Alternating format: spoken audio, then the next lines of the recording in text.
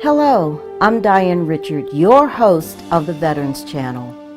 A few months ago, I had the opportunity to speak with some pretty amazing people about their passion of skydiving. The owner of Skydive Pennsylvania has been performing in the sport for many years, and he sat down with us and explained his passion of skydiving to this day. Some of these amazing people were actually veterans who shared with me on and off camera how they got interested in the sport. Some shared that they were paratroopers in the armed forces. Others took up the sport initially as base jumpers because of the thrill and exhilaration of falling thousands of feet toward Earth and to feel the pull of a parachute easing them downward with an overall sense of peace and serenity. And still, others did the jump just for the thrill of it. Whether jumping in tandem or as a single jumper, everyone had an amazing and unique story to tell. No, this sport may not be for everyone, but for many of our veterans, it was and is a way to escape the harsh memories of war left behind. I also had the pleasure of speaking with Mo, a veteran base jumper. He has an all-inclusive studio in the skydiving shop where, for many years, he actually makes and repairs parachutes. Allow me to take you on a tour with this fascinating person and allow him to share with you his passion and memorabilia. Let me introduce to some and share with others the sport of skydiving and how it is a pastime for many of our veterans. Let's take a look. Okay, Cecil, you're a veteran? I am not. You are not a veteran. I'm a Navy brat. My father was a lifer in the Navy. Okay. Of course, he was a parachute rigger and a jumper. So you get it honestly. I came by it honestly. Wonderful. So what makes this so special in my eyes is the fact that you have a collective bunch of veterans who are jumping. What brought them to this point and to you? There's really no explanation for that. You know, everybody has a different reason that drives them to want to come skydiving. Some just like the pure adrenaline of it. But the one main thing that a lot of people like is the community, the camaraderie of the people in skydiving. We come from all different walks of life. I was a salesman for a steel company for 37 years, 10 months, and 8 painful days. But you kept count. But I've been a skydiver this is my 45th year. Oh, and I still that's wonderful. I still love coming to work. That is wonderful. Yeah, I enjoy what I do. Oh my gosh, that's wonderful. So when someone comes, like you just got a phone call and you directed someone to your website to get all the pertinent information that's necessary. When they come out, what's expected of them once they come out? I know you said that, they wear gym shoes and loose clothing or like blue jeans or something like that. But how long are they going to be here and what all does it take? Normally, initially. Yeah, normally if we're just going to do a tandem jump, it's basically the way most people start out in skydiving nowadays. From the time they arrive, if there's no delays, no weather problems, and we're moving along, it usually takes about an hour and a half to 2 hours. We have them up and down and out the door. Okay, so what are some of are there prerequisites that they have to have to tandem? I mean, I know the weight is one, I know the age is another, but what are some of the What are some of the prerequisites that are necessary for someone to tandem? Well, nowadays, tandem jumping's available. The oldest man that I've taken on a tandem is 93, and the oldest woman that I've taken is 89. The things with them, we require them just to make sure that they're ambulatory, that they can climb up the little ladder to get into the airplane, and they have some of their mobility. Mm-hmm. But other than that, bring them on. We'll introduce them. Wasn't that President Bush that went up? Yeah, he's had, I think, 4 jumps. That is awesome. Awesome. So while they're waiting to jump, what are some of the things that you would have them do while they're waiting? Well, while they're waiting to jump, usually there's somebody else jumping. They're just waiting their turn to get on the airplane. So we definitely want them to watch, how they come in and land. They want to get their feet up on landing and come sliding in. And the other thing, basically, just relax and just wait your turn. How many people can get on the plane at one time? And how big is the plane? It's a King Air A90. We fly 12 passengers on it, so we can take 6 tandem people on one flight. Okay, so and then we'll talk a little bit more about rigging the chutes and things like that. But is that something that they may learn initially, or is it just they're just coming, your guys do all the work and they do the jump? Now the way we do it here is we take care of all of the work, all the packing of the chutes, getting everything ready for them, and then we want them to focus on the skydive itself rather than worrying about the packing of it. Then once they get 7 to 10 jumps in, then we really start spending some time with them and teaching them how to pack. They pack their own chute, and then we just keep giving them more information as they come. There's a lot of information that they take on that first jump course of 4 to 6 hours. We touch on everything. But as they continue to jump, we start adding into them and become a little bit more detailed on their flying skills, their landing skills, packing, and things like that. We just keep adding to them. And the more they come, the more we give them. Okay, so are there people who come one time and want to experience it, or is it like one and done, or you can take courses, as we mentioned before, you can take courses to continue with the sport? There are a lot of people that are one and done. It's like everybody comes out and says it's on my bucket list, and half of them I tell them, you're only 20 years old, you don't have a bucket list. But most of the people they come one time. But a lot of people, we see them over and over repeating to come back for tandems, but it's a small percentage of them that come and work towards getting their license and becoming part of the sport itself. It's not a huge number. Okay. I know that golfing is an expensive sport. I know scuba diving firsthand is an expensive sport. Is this an expensive sport? Like all the sports, like scuba diving, skiing, anytime you have to buy your own equipment, that's where a lot of the money's involved. And then also in the beginning, when you need your instructors, so you're paying them also. Skydiving's the same. Okay. All right. So people, should realize that this is an investment. It is. For an experienced jumper to come here, they have their own equipment. They don't need instructors. It's $27 to fly up to 13,500 feet, or it's $16 to fly to 3,500 feet. So it's really not that expensive once you're established. Once we've already got all your money, then it's okay. Then it's okay. That's then it's right. okay. I know a lot of people, when they go on like these crazy roller coasters that they build now and at Disney, and they have the built-in camera system when you go to on a big free fall or something, they have a big camera system, then you can buy pictures afterwards. I know that you can do that here, correct? You are correct. We supply a video photo package. It's an additional $109, and what you get for it is a 5 to 7 minute long video. All the scenes are in real time. Some are in slow motion. You get anywhere from 50 to 250 still photos, and it's all edited to music. You will leave on the day of your jump with your still photos, and then in less than a week, your edited video will arrive by email. Oh my goodness, It's amazing. That has to be like, I'm sure you've caught people with the funniest expressions on their faces. There's some things that are just absolutely hilarious. I've seen over the years, I've seen guys with artificial limbs where the limbs come off on opening. I've seen some teeth go skydiving by themselves, and more than once. So. Oh my gosh! So how do you retrieve the prosthesis? Well, we were 2 out of 3 over the years in finding them. The teeth, they're still out there in the woods chewing on something, so we didn't find any of those. That is too funny. That is too funny. I'll show you the picture of the one in there. Okay. That is too funny.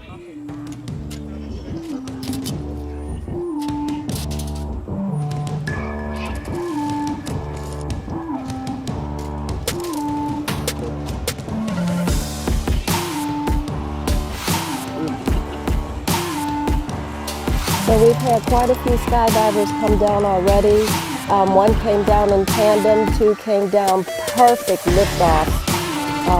Perfect landings, I should say, feet landings, but the tandems come down and they come down on their backsides and they slide across the ground.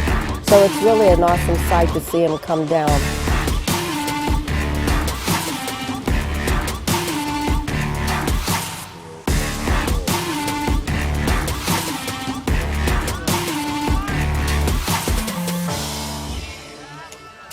I'm standing here and I'm talking with Rhett. I'm talking with Rhett, whose daughter is doing a tandem skydive for her birthday, and now she's coming down on the ground and perfect landing on the backside. Oh, it's amazing.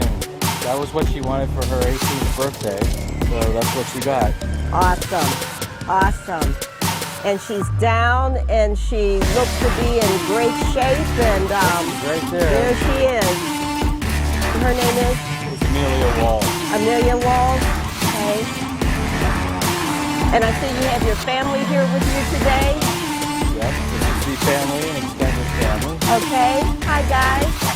I think it's crazy with her doing it. I mean, I've wanted to go, so I'm kind of jealous that she's doing it. This is awesome. And your mom? Mom, super proud of her. Awesome. It's a beautiful day, and I'm glad that she did. She did great. She did good. She did great. I know. You're her sister? You're a Exchange friend. student from Germany. Oh, welcome. Welcome. And what do you think about this? Yes, very brave. Yes, braver than I would be. Awesome. So, Dad, tell me, how did she get into this? Was it any of your urging, or? Well, I jumped in the military, so she got interested in it, you know, from hearing stories from me. Okay. Well, first of all, thank you for your service. Oh, And second of all, tell us a little bit about your military background. well, I was in the 82nd Airborne in the Army. Okay. And I also jumped with Cecil here at Beaver Valley Skydivers back in the day. Oh, back in the day. Okay. Did you do any, were you on active duty? Yeah. Active duty, any wars? No wars. Okay. Fortunately. Yeah, fortunately, yes, yes. Well, thank you so much for sharing your story and sharing your daughter with us today. This is awesome. Thank you. 18 years, what a birthday. It is. What it a is. birthday. Good luck. Yeah.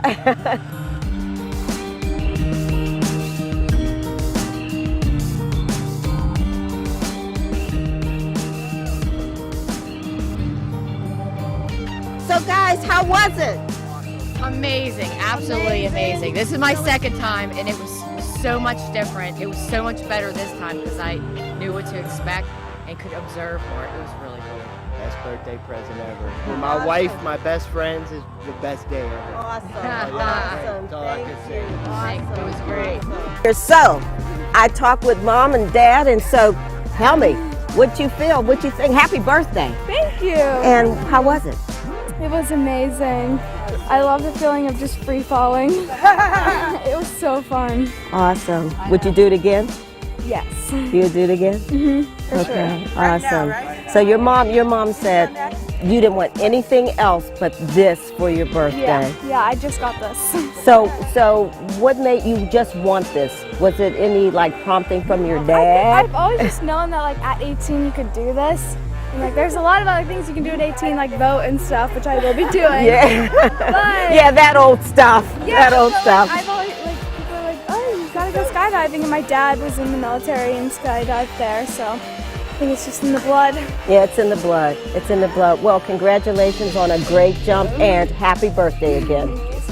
It was my first free fall, whatever, but I was with my best friend and my girlfriend. We had a great time. It was awesome. Awesome. I'll be back. Okay, awesome. ready to go. Thank you. We just talked with some awesome skydivers many who have done it for the very first time, and they are just exhilarated over the fact that they were able to make this dive. It's a beautiful day out here at Skydivers, Pennsylvania. The plane took off very well and landed very well, and now they've taken off with another group of skydivers.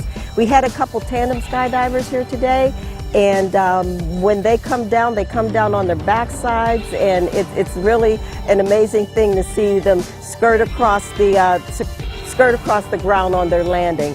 But we're still out here, and we're going to enjoy some more people coming down on their first, and some have been here several times for these skydiving adventures. So stay tuned with us, and we'll be right back with some more skydivers. Tell me about the free falling. Well, the free fall, it's fun and you know the whole concept. But for me, the fun is jumping with a group of people, because just like we're standing here talking, In free fall, you're with a group of friends, and they can be flying upside down on their back, whatever, and we're in, having a sort of camaraderie with skydivers. So free falling is from 13,000 feet to whenever you decide to open up your chute. Whatever yeah, because you're in free fall, nothing's limiting your fall. So. And that may be at 6,000 feet or 4,000 feet. That's right. That's right. It could, I've pulled as low as 2,000 feet, but we like to pull a little higher. So if we're not right at the airport, we have time to fly back, or if there's something to work on with the parachute, that we can fix it before we're in a dangerous situation. Okay, so between 13,000 feet and 4,000 feet, what are you doing? Well, we're flying. So flip upside down, so you're flying head down or flying in a sitting position, which is not very easy. Anytime that you get out of the belly to earth position where you're going vertical position, you pick up tremendous amounts of speed. And with more speed is more control, because there's more air on your body. You can spin, flip, and just maintaining a heading, we say, without being out of control. That's difficult, and that's what everyone works on.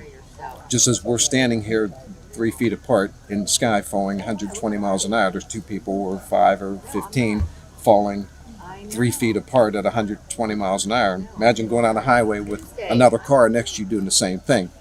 There's the intensity of the speed and being close. And even though it looks like we're not falling, it looks like we're actually floating, but we're at a high rate of speed. And what's your experience in jumping? I'm new at this. 13 years for me. I was at a barbecue having a burger and a beer, and someone said, "Hey, let's jump out of a plane," and here I am 13 years later.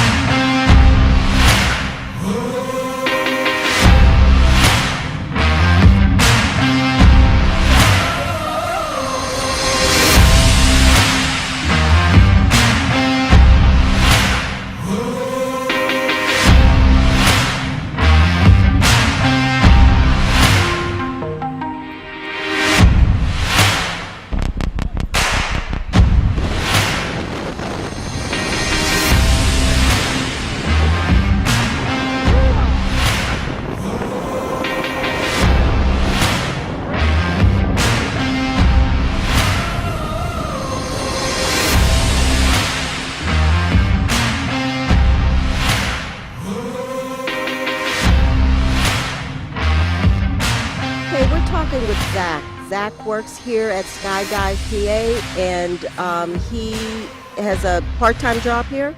Yeah, this time of the year it's part-time, but usually it's full-time. Okay, tell our viewers what it is that you do here. I pack parachutes for the tandem parachutes and also other experienced skydivers. I pack their parachutes as well. How long have you been here? I've been working here now for about 3 years. Okay, and you said you're a student, a college student. Where are you a student? I go to Penn State Barron. Okay. In Erie, PA. All right, and tell us what you like so much about being here. That you've been here for 3 years. What's so exciting about being in this job? So I got into skydiving. It seemed like a cool activity that I wanted to do, but over time, this and other related activities, the people that I meet in it is what keeps me in it, and I kind of can't stop it now. Every day, you can just kind of meet some new, really rad human beings, and it's just really fun. Oh, cool. So, have you done skydiving? Oh, yeah, I have over 800 some skydives now. Oh, excellent. So tell us about your experience in having those 800 dives. Tell us a little bit about when you started out doing it and to where you are now, and as far as your mindset. So when I started out, just YouTube made it look really cool. So I got a job here, worked under some other people, and paid for skydiving by packing parachutes. And that took an entire season. And so at that time, the mindset was if I just have money, skydiving will become fun. But now that I'm able to do a lot more, it's become a very different thing. It's just when I'm jumping, just my mental state's just a lot better. And then the more I jump, the more fun I can have, and also motivates me to just do more things in life. So like I dropped out of school to do this stuff full time, but doing that I realized that was not what I actually wanted to do. So like skydiving, as much as I do, is giving me a lot of opportunities to like experience like my own like reality and like see what I actually want to do or not. Oh, that's awesome. That's awesome. So it has given you a sense of self to be able to know what you want to do to fulfill you. Yeah, it's like a train, like it's like a like I like to think of like life as like a video game, and like this is just a great playground to like try whatever I want, and I can just be me, and like no one really cares about like how weird I am sometimes. Just as long as you're like being a decent human, like no one really seems upset. Right. That's like really fun. Right. So how many, have you done any crazy diving? Because Cecil was talking about sometimes people can get up and do like some crazy things up there. Safe, but, you know, different types of diving. Have you ventured off into that world? Yeah, so that's actually, for me, it's all about like skill progression. So I don't really enjoy like just jumping and like falling. So like if I'm not training a skill in every jump, it's not worth it for me. So anymore, I'm into different disciplines that like I use my body as like a wing. So like I like to think of everything with like physics. So like with airplanes, you have like a fixed wing and it's very easy to understand like the physics of it. But the human body, you can also turn into a wing. So I usually don't fall straight down. I'm actually usually flying around the sky. Okay. To explain it, like just imagine like Superman flying on the sky, like that kind of thing. Like me with like 10 of my friends, and we can be like really tight, going like 200 miles an hour across the sky, like carving around in formations, and then also like flying wingsuits. Wingsuits is just that like amplified, so you have like wings you can actually fly around and get like 3 minutes out of the flight, and that stuff like that's really fun to me.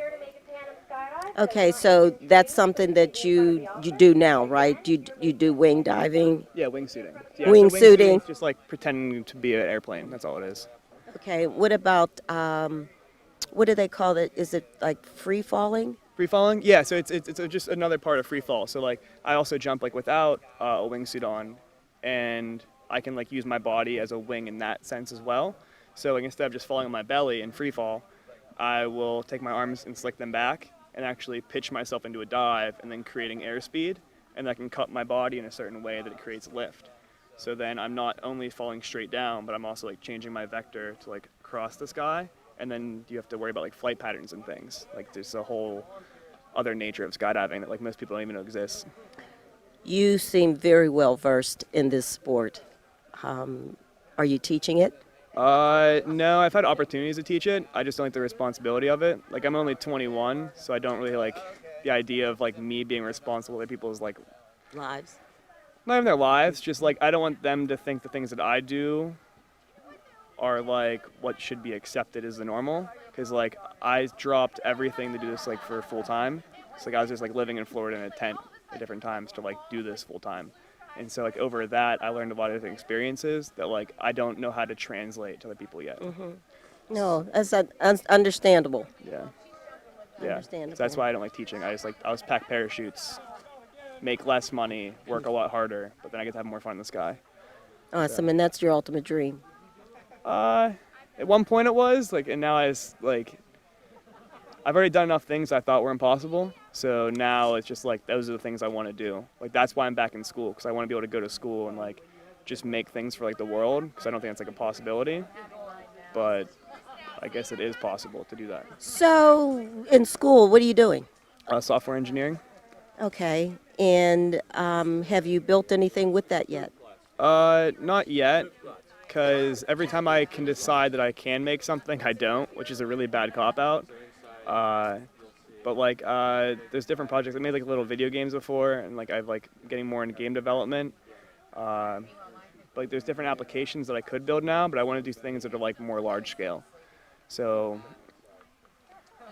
like I want to be able to make programs that like can help teach children like educational things in like a fun way, so they don't know they're learning.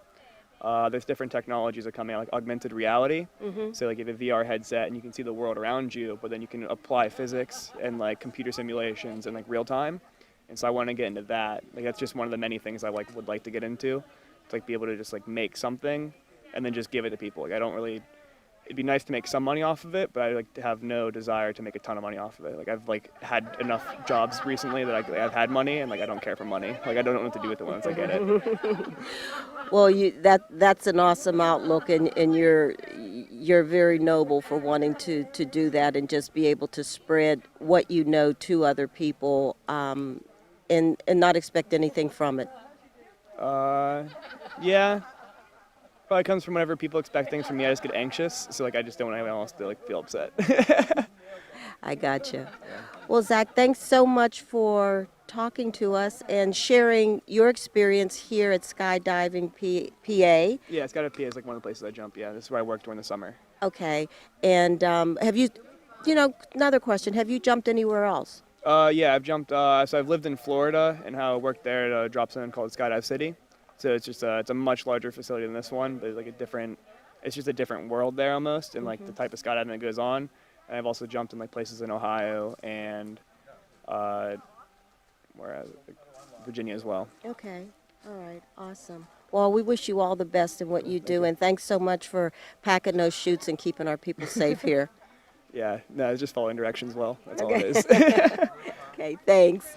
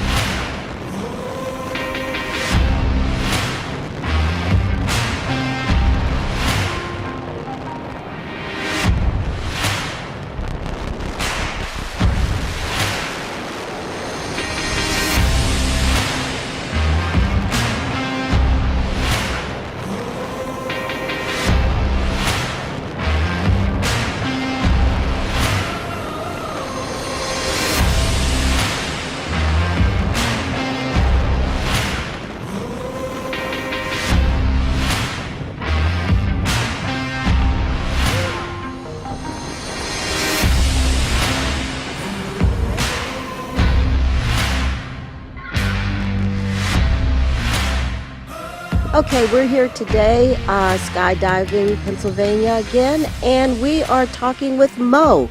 Mo is a veteran and a veteran skydiver. And Mo, tell us a little bit about Mo. Well, I got drafted in 1971, and I made my first jump, not a military jump, but a sport jump in Arizona. And I bought a parachute the same day after that jump for $90. Oh my gosh, so you got hooked that quickly. I said, I'm doing this the rest of my life. If it's the next jump, I'm okay with that. If it's today, 47 years later, I'm okay with that. Awesome. How many jumps have you had so far? Roughly about 6,000. It's not a lot to today's standards. In the old days, we were jumping older equipment and the sport was a lot tougher on you. But today with modern gear and everything, people can make 1,000 jumps a year pretty easy. Oh, okay. So I should have 47,000 jumps. So you are a veteran, and I heard you say that you were in the Army. Tell us a little bit about your time in the service, and again, thank you for your service. I was pretty lucky. I didn't have to go to Vietnam or anything. But the Army took good care of me, and they still do today. I have the VA administration that takes care of my health issues as an old man. But I've been pretty lucky in my life. Good. And tell us a little bit about your time in the service. Where were you stationed, and what did you do in the service? I was originally stationed in Fort Huachuca in Arizona, and they trained me for side-looking airborne radar repair. And then they sent me to Maryland, and they didn't have anything there to repair. So I didn't have much to do, and my sergeant was a pretty nice guy, and he had spent some time in Pittsburgh. And Pittsburgh is known for Iron City beer, and it was Absolutely. It was beer in steel cans. Yes. So he'd let me come home every weekend to jump, as long as I brought him a case of Iron City back. Good old Iron City beer. Now it's called IC. IC Light, yeah, Yes. and IC, yeah. Yes, yes.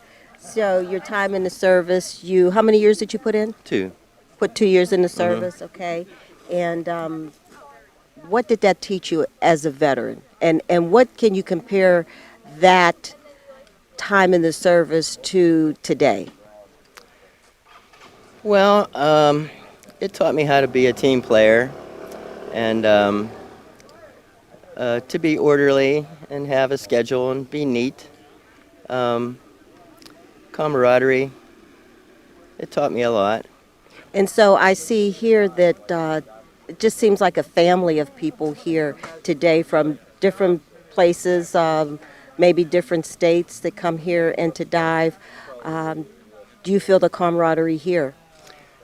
I feel it all over the world. I think we have something so special that if you make one jump, you can almost go to any drop zone anywhere in the world, and you'll be taken in because we have this commonality of sharing what we do here. And some people might look at it like the lunatic fringe or craziness, but I think it's crazy to drive a car. I tell people do you know what base jumping is? Jumping from buildings and bridges. Yes. I helped to pioneer that sport and build some equipment for that. And, Really? Well, tell us a little bit about that. When base jumping first came out, we were pretty much using skydiving equipment. But base jumping is very specialized because you're jumping at low altitudes mostly, and you're only using a single parachute system. So the attention to detail is definitely more critical. I have a parachute loft upstairs. I'd be glad to take you guys up and give you a little tour of my loft if you want. That would be excellent. We would love to have that. So we'll do that in a few moments, but what I would like to know is in the base jumping, the physics of the chute opening and the level that you are, that has to take on a whole different dynamic. It does. Again, it's specialized equipment. We can get parachutes to open within 40 feet. There was a small cliff in my backyard in California. It was an abandoned rock quarry, and it's 170 feet. I have over 60 jumps just from that little cliff in my backyard. Wow, that's amazing. So you're not from here? Originally, yeah, but I spent 25 years in California. I had my business out there, Tailored for Survival. It's a specialty sewing and design company for life support systems. So I make harnesses for climbing or zip lining, any kind of custom type work. That's very interesting. Very interesting. I've been pretty lucky. I grew up in this area, and as a kid I was hunting and fishing and trapping and taxidermy and making my own bullets, and as good parents do, they kind of wanted to feed my passion. So they sent me to school to be a forest ranger. Well, you don't tell a teenager what to do. So I showed him who was boss, and I flunked out. And then our small hometown had a machine shop, and everybody that worked there made good money and had 2.5 kids and a dog and a picket fence and how it's supposed to be. So they sent me to be a machinist.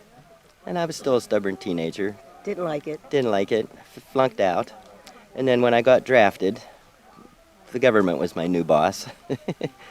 Of course. When I got out of the Army, I had about 24 jumps, and I came home to move in with my parents again. And they thought, oh, it's just a phase or a fad, he'll get over it. I sold everything that I owned, all my guns, bow and arrows, everything. And I bought sewing machines and parachutes. And they weren't real happy, but they thought, okay, he'll still get over it. And then I started hang gliding in like 1974, and they weren't real happy. So I bought a brand new 1974 Volkswagen Beetle, a Bug, and I took all the seats out of it, and I lived in it for 8 years. Oh my gosh. I traveled all over the country. You talk about little houses. I traveled all over the country and got all my parachute ratings, instructor ratings. I helped to pioneer tandem jumping. That's where a person is attached on the front. I was one of the first tandem masters. Other aspects of our sport, and then started to design base equipment. Now my parents weren't real happy with me at all. I got lucky, and I got a job in the movie industry. I made $110,000 in 3 months. All of a sudden, that's my boy. The whole little small town, oh, your son's a movie star, he's at Hollywood and all this, and it just angered me because that's not what life's about. It's not about chasing money. Yeah. It's about being happy. Yes. So I flew home from California, and I sat my mom and dad down at a picnic table just like this, and I held $10,000 up in cash with a Bic lighter under it, and I explained to them what life was about. And you burnt it. I told them I'm not robbing banks, I'm not raping little boys or girls, I'm not a drug addict, You guys were trying to guide me in a good path, but I was a stubborn teenager, just like they were, and found my passion and found what I love. And I do have a family and a community. If I need my teeth taken care of, I know a skydiver. If my car needs fixed, I know a skydiver. If you need something sewn, I sew it. So we do have this community. Everything from doctors and lawyers all the way down to street bums. Right. And we all share this together. Right. So I told my mom and dad when I held up this $10,000 in cash with a big lighter, I said, you guys need an air conditioner right now. If you don't take it, it's going to get hot real quick. Well, they knew the madman in me, and they knew I'd torch it. They didn't need it or want it, but they took it, and they pulled me in, and they hugged me. In the next 3 months, I gave away $100,000 to everybody that helped me in the sport and in my life, and I moved back in my car, and they said, have fun, and I did. You're a bit of a renegade, aren't you? In 1991, I bought a brand new Honda Civic, brand new, took all the seats out of it. You lived in that? 3 years. If you go out in the parking lot right now, there's a 2014 Kia Soul out there. There's only one seat in there. Oh my gosh. No, I don't live in it full time, but I'll live in it this winter as I travel around the country and jump. You have a most amazing and interesting life. It's been really good to me. And again, it's about the community once again. It's not about the money or anything. It's about the family and the tight-knit community that we have. You know, that whole monetary, I guess you would call it that sense of monetary value. We were just speaking with Zeke and Zach. Zach, excuse me, Zach. Zippy. Okay.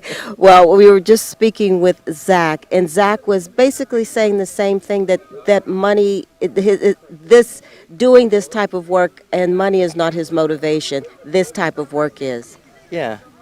Again, and making a difference. I think I'm one of the richest people on the planet, not monetary-wise, but friendship-wise and relationship-wise, I do. And that's important. That's very important because, you know, money is just money. But, you know, when you have relationships, when you have people that love you, when you have a sense of community, when there are people that you can rely on and they can rely on you, I think that's a whole lot more to what life is about than the almighty dollar, if you will. You're absolutely right. There was a kid here 6 years ago that wanted to learn to fly wingsuits. These are the Birdman suits that you see. And most people, when they're in their 20s, see a lot of the YouTube videos and things, and they don't realize what it takes to get to that point. So this kid wanted to do that, and he sought me out because that's my main forte, is teaching to fly the wingsuits.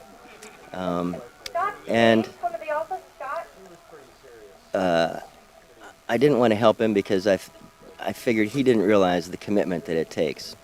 In any event, he continued on and took his training, and eventually I met his parents, who were roughly my age, and he was a smart kid. He was polite, mannerly. He still lived at home. He still paid rent. So I allowed him into my life a little bit, and eventually we became friends, and I taught him how to run all my sewing machines. He built his own parachute rig. I had some old patterns that we pulled out that I had built back in the 80s, and he built his own parachute rig, taught him how to jump, took him over to Italy 3 years later, and we were wingsuiting off some mountains. Oh, wow. Awesome. 2 years after that, there was a girl that came up here, and she was parked next to me, and this is when I was taking all the seats out of my car to live in it, and I had things scattered all over the lawn, and she said, "What is this wild, crazy man doing to his brand new car?" And I explained to her about my lifestyle and the community, and I asked her what brought her here. And she said that she and her boyfriend felt they were soulmates, and they were going to go to college, become teachers, move to Thailand, and teach underprivileged kids. Pretty big dreams for kids, right? What do you want to be when you grow up? Oh, a fireman. We don't know what we want to be when we're that young. Anyway, they followed through with that, and they graduated college. They got their degrees. They spent 8 months doing the paperwork to get a job in Thailand. They both got a job at the same school. 1 week before they were ready to leave, her boyfriend died at 26 years old. He had a heart attack and some other complications. So she came here to clear her mind. And I said, "You need to come back." I said, "We have a family here. We died doing this, We died doing like normal people, in car wrecks and heart attacks and disease and everything else. I said, come back, we'll help you heal. She came back and she fell in love with the guy I just told you about, that I spent 6 years with. I just married them on a mountain 2 months ago in Italy. Oh my gosh. Both of their families came over, all 14 of them, from both sides. And we had a big celebration, and then we all went and jumped off a mountain. That is awesome. And I called them That my is kids. awesome. That is so awesome. So you can perform weddings as well? Well, not legally. Oh, okay. They took care of the legal part when we got back to the States, but I they didn't see. want your average Joe wedding. They wanted Mo. That is awesome. That's such an awesome story. And the part about healing and bringing her to a place where she can heal and where people will help her heal, I think that is just absolutely fabulous. I have some friends that have PTSD, and this is also good medicine for them. When we listen to the yogis and the soothsayers and the energy people, they always say, live in the moment. Well, right now I can hear the van going over here, and I hear people talking, and there's music in the background, and there's a speaker, and I'm not in the moment. I'm scattered all over the place. But as soon as I jump out of that plane or I jump off that building or cliff, you're focused because your life's in danger now. So you have to be focused. And that takes us away from all the other madness in the world that we're trying to clear our minds of. So skydiving is a good outlet for people with PTSD, whether it's military or family abuse or anything like that. We have a good community here. We take care of each other. I guess I can relate that to I'm a dive instructor, and once I'm under that water, it's like everything is just it's just me and Oceana. At that point. It's just nothing else, and that's my place of solace that I can go to and just be at peace with the water, with the fish, with all of the sea life, and just look at everything and just, you know. You're not thinking about, No. oh, I have to pay my bills, or is there gas in the car, or anything like that. You're in the moment, and that's truly what life is about, trying to be in the moment. But we live in such a scattered, complicated world. It's hard to be in those moments these days. Yeah, the Temptations used to have this song called Ball of Confusion. And that's kind of the world that we're in today, is a ball of confusion. And I think that when we can take solace at a place that really allows us to be in the moment, I think we should grab it. For sure. So many people think about, oh, a 401k and retirement and what they're going to do in 40 years. Well, right now somebody just died in a car wreck. And right now somebody just died in a car wreck. And right now somebody just died in a car wreck. One child a month gets hung by a curtain string. We don't think about these things. 1,200 people died today, every day in this country from smoking-related diseases. But we're always thinking about tomorrow and the future. Tomorrow is promised to no one. The next second is promised to no one. Life is just death in slow motion. So why not enjoy that moment? Absolutely, absolutely.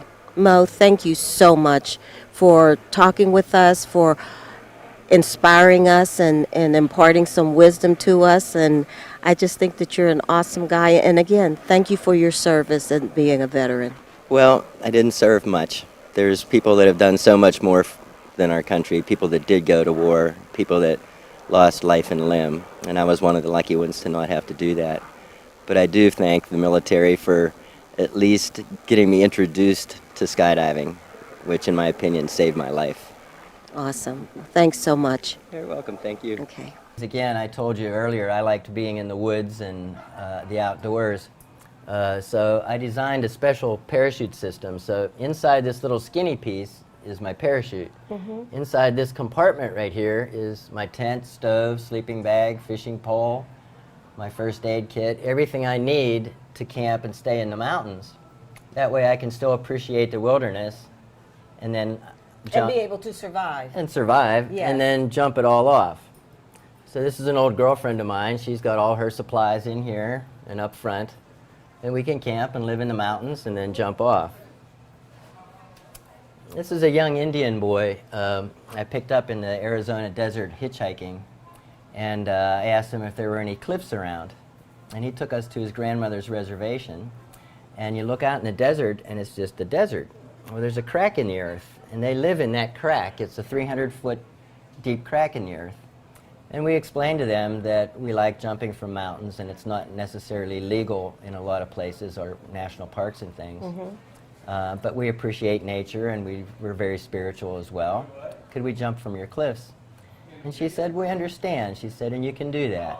She said, but if anybody gets hurt, we don't want you to disturb us with helicopters or ambulances. You have to take care of yourself and respect our land. So they were very nice, and we went back there several times, made donations to them, just nice people, and appreciating what they'd done for us. This is a 1,000-foot smokestack that I jumped on my 40th birthday.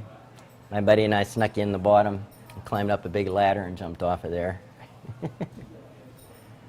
Did you get caught on that one? No. No. But I was telling you about the fictitious company that I started here. It's called Argonne Air Helipad Inspectors. So I had these uniforms made up. My name was William Ding, Bill Ding. My buddy's name was Clifford Leaper. Cliff Leaper. Cliff. This is wingsuiting in Norway, jumping off mountains with wingsuits. There's a good story here. This is the tallest waterfall in the world, Angel Falls in Venezuela, and I've been there several times. And one year there was a young Indian boy there that was part of our support team, and he had a rotten tooth, and it was going to go to his brain, and he was going to die. That's what happens in the jungle. So we had a dentist on our team that was jumping, that was a new dentist. I had a pair of pliers. He extracted his tooth. And we had some painkillers, and we had some antibiotics, and we told this kid that we could pull your tooth. If it breaks off, we can't do surgery, and you're going to die, but you're going to die anyway. Do you want to give it a try? We gave it a try. I got the kid's tooth out. 6 years later, I went back for another job, and that young boy was a grown man driving the boat. Oh, wow. And he remembered us. That is awesome. Yeah. So you saved his life. Well, this is me when I was about 23, and this is called Smitty the Jumper. And Smitty was an old pioneer. This is his original parachute equipment. The parachute is made from silk. Today's parachutes are made from nylon. Silk is organic, so it can rot and tear very easily. The lines on this parachute are made from hemp, tied onto the steering wheel of a truck. So imagine a parachute of silk with hemp lines coming down, tied onto the steering wheel of a truck, with 2 hemp ropes that came down to his waist, with a horse collar belt. Oh my gosh. And he would pack it in a paper bag, and he'd sit on the wing of the airplane while it took off, not in the plane, on the wing. And when it would take off and get to 1,000 feet, he would throw the paper bag off, and it would pull him off. And that's Smitty the Jumper. He is 80-some years old when I was in my 20s. That's insane. That is just incredibly insane. Well, that's where we all started, the pioneers of this sport. We have to remember who got us where we are today. Understand. And this fellow here was definitely a pioneer. Wow. And so what's this one, jumping in the canyon? This is the Cave of the Swallows in Mexico. Okay. It's a 1,400-foot hole in the ground. And we spent 9 days there. We made 97 jumps there. It's a very spiritual place. In the morning, thousands of these swallows come out in this big tornado of birds, and they leave for the day. At the end of the day, they come back, and they hover, and they break off a couple hundred at a time, and they dive back into this hole. They know it's deep. So when we sit on the edge of the cave, they come past your head this far away, and if you watch them, they're just like little skydivers. Their little wings are bending, and they're looking at each other. So this is just a really nice place to jump. Wonder if those are the same Capistrano swallows. As they say every year. This is central Mexico. I'm not sure. As they say, the swallows go back to Capistrano. Yeah. So I wonder if those are those swallows. Could be. So this right here is me jumping my wingsuit in Italy, and this white band here are ashes from a friend of mine who passed away.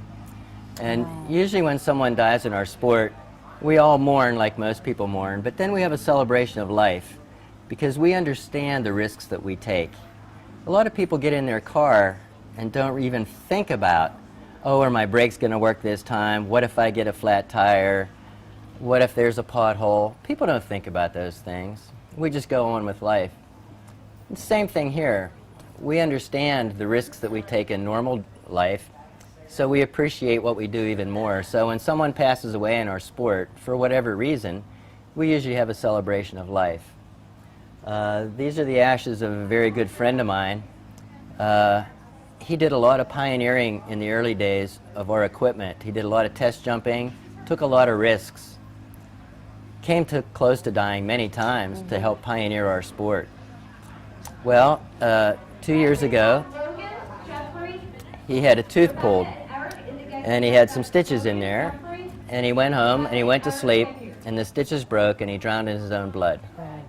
So again, you don't know. We look at how we're thinking about saving for that 401k or all this other stuff. Something as simple as losing a few stitches. Meanwhile, this guy spent 47, almost 50 years of his life doing dangerous things to help get us where we are today. So we usually have a celebration of life. There was a kid that he was in his 50s, that was up here a few years ago, and he wanted to learn to fly the wingsuits. So he sought me out. That was his goal. He was a pilot for Delta Airlines. Well, he was dying from cancer, but he didn't tell us. His dad was also dying. So he would take care of his dad for a week, and he would leave, and his sister would come and take care of his dad for a week, back and forth, back and forth. Finally, her sister showed up one day and saw her brother withering away to nothing and said, "What's going on?" And he said, "Well, I'm dying, but Dad's dying. We got to take care of Dad." I didn't know any of this. Anyway, they both passed away. His sister called me up. I had never met her. And she said, "Chris left you all his gear." And I said, "I hardly knew the guy." Wow. And she said, "Chris said Mo would know what to do." I said, "Okay, it's my gear, right?" She said, "Yep." I said, "I can do anything I want." She said, "Yep." I said, "Okay, on his birthday, I want you and your family to come up here. I'm going to sell his gear. And I want your family to come up here, and you're all going to make tandem jumps. Have him cremated. I'll make you little pouches, and everybody can open his ashes in free fall. And I promised that I would teach him to wingsuit, so I'll take him on a wingsuit jump." Nice. Well, when they came up, they all made their tandems. I had food catered for everybody. They brought pictures of him growing up as a kid, learning to fly planes and everything. I had 2 cases of wine made up with a label on the front of a picture of him with his parachute. "The skies will never be the same without you." And we celebrated his life. That's awesome. And when I took him up on the wingsuit jump, I actually cried. I've only ever cried in free fall twice in 47 years. But I felt his presence. Yeah. And in his jumpsuit was a handkerchief with a K on it for Chris. So I cut out that little piece, and I put a little bit of his ashes in there in a picture, and he's with me on every jump. Oh, my buddy that Chris. Is awesome. That So is these awesome. are some of my friends that have passed away over the years, and we do these ash dives in a celebration of life, because we get it. At least we think we get it. Yeah. Yeah. So now, the harness. Okay. This is what's called a harness machine. That's the needle right there. It's about the size of an 8-penny nail. Yeah, it's very thick. It's pretty thick. Whatever you put under there, it will go through, including plywood. It's a pretty solid machine. This is 50-pound thread, and that's what we use to sew the harnesses together.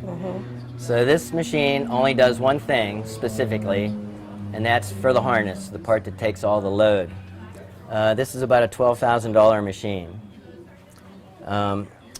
And a harness, I can show you a picture of a harness here. So this is a base rig, and this is what we use for jumping off of buildings and bridges and things. This part right here is the harness. Okay. So this is what holds you in. This part is called the container. It holds the parachute itself. So the machine that I was just showing you over there makes these big heavy-duty stitches. So each one of those stitches is 50 pounds. Okay.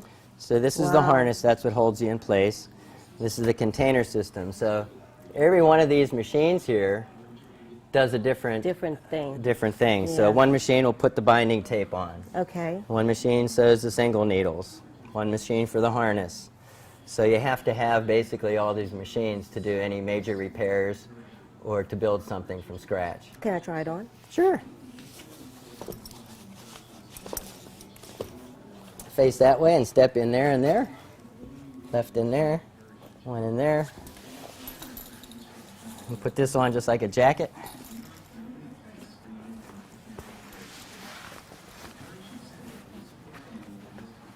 Alrighty, this is your chest strap. And that keeps you from falling out forwards. These are your leg straps, and we tighten them down.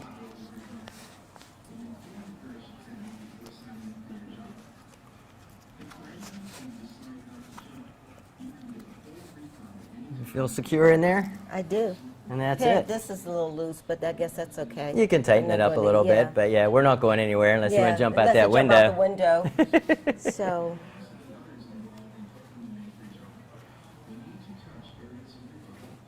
Parachute is contained in the back. Yeah, if you turn face that way, I can show them a couple things. This is a small parachute right here called a pilot chute. When we pull this little parachute out, it comes out and it inflates. So this little parachute, in turn, pulls these two pins. When it pulls those two pins, the flaps open, and then the parachute comes out. So it's kind of an orderly sequence of how a parachute works. But we're not going to open that up and waste a perfectly good pack job. For base jumping, our pack jobs take maybe 20 minutes to a half hour. Skydiving, maybe only 10 minutes. Oh, okay. So we take a little longer time for that, yep. Yeah. So this is awesome. It's not too heavy either. Well, this is a single parachute system. Okay. If you're jumping a skydiving system, you have two parachutes. So if the first one doesn't work, you have a backup system. But base jumping, we usually don't have time for a backup system. So that's why we have to have very specific equipment to work under those lower altitudes and different speeds. And it has to be extremely reliable. These are probably some of the most reliable parachutes, period, in any parachute out there, from a toy parachute that a kid has to the parachutes on the movie sets. The movie sets, yeah. Right. These are extremely reliable. Where we fail is lack of maintenance. It's usually always a human factor. When people find out there's a fatality skydiving, they say, oh, did the parachute not open? Parachutes work. This is what fails.